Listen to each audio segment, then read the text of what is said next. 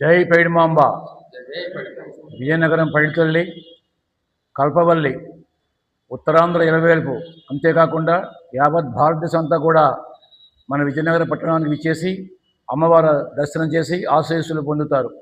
ఆ అమ్మవారి కృపకి ఎల్లవేళలా ఎల్లరూ కూడా పాత్రలవుతున్నారు. ముఖ్యంగా విజయనగరం అంటేనే కళలకు కారణాచి ఆధ్యాత్మిక కేంద్రము.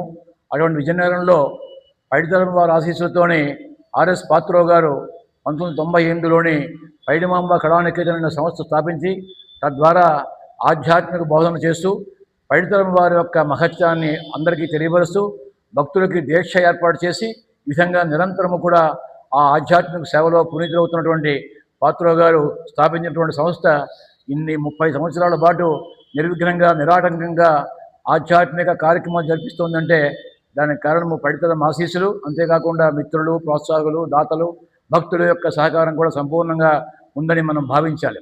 ముఖ్యంగా ఇతను చేపడుతున్న కార్యక్రమాల్లో పైడితల్లి అమ్మవారి యొక్క ఆ మహిమలు, దేవాలయాలు, ప్రాశస్యము, భక్తి భావాన్ని పెంపొందించడము, సమాజం యొక్క ఆనందం కోసం కృషి చేయడము, వీడియోలు ఏర్పాటు చేయడము, అదేవిధంగా మహిమలు పుస్తకాల్లో ప్రింట్ చేయడము, ఆడియోలు, అంతేకాకుండా ఆ పైడితల్లి వారి ఆశీస్సులు అందరికీ తెలియపరచాలని ఉద్దేశంతో ఒక సినిమా కూడా తీయడం కొంతవరకు అయింది.